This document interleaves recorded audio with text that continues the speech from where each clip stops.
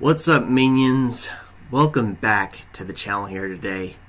Demon of Empire speaking. Given the overwhelming success of my reaction video for the Gotham Season 5 trailer, I am happy to announce that I will in fact be covering the final season of Fox's prequel to Batman over the next several weeks as a series of discussions.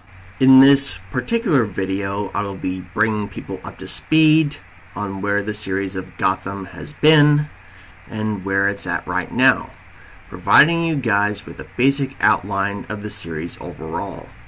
This includes Season 1, some of the changes that were made from the comic book storyline to this one, as well as where we left off with the series at the end of last season.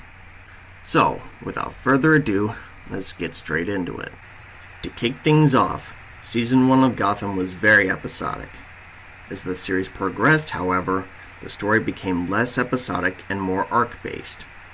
In Season 1, the series' primary focus was on Detective Jim Gordon and his investigation into the murder of Bruce Wayne's parents, which also perforates throughout the series in general. At this early point, Jim Gordon was just a low-ranking member of the GCPD.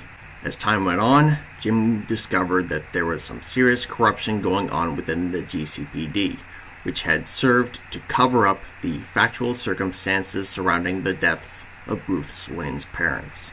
Throughout the series, Jim Gordon dealt with a plethora of different criminals which started to appear in each successive episode. A young Oswald Cobblepot, aka the Penguin, was among the first villains to appear.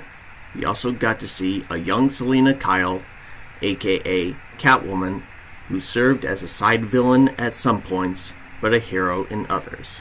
Through the course of the series, we got to see the evolution of Edward Nygma into the villain whom we all know as the Riddler.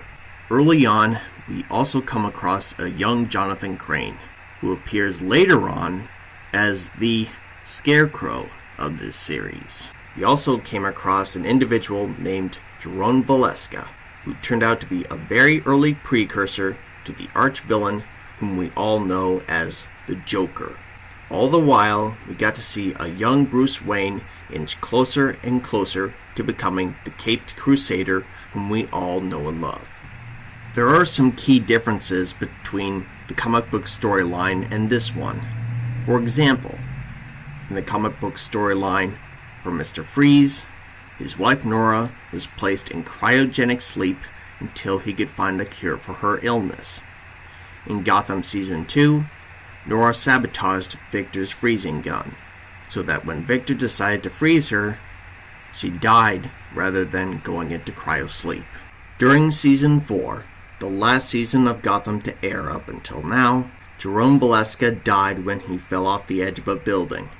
Before doing so, however, he had set up a happy gas trap for his twin brother Jeremiah Valeska, thus turning him into the actual Joker. Towards the end of Season 4, Selina Kyle was shot and paralyzed. Now it's all up to Bruce and Gordon to deal with the criminals that remain in Gotham City after the end of last season. As far as the final season is concerned, I will say that I am extremely excited to cover this series, especially considering that this will be the season which focuses primarily on a young Bruce Wayne's transition into Batman. I have heard some good things so far, which I do plan on covering as the final season progresses. Anyways, thank you guys so much for watching. I hope you guys enjoyed this video, and I'll see you all in my review for episode 1 of the final season of Gotham. Take care, and as always, peace and love to everyone.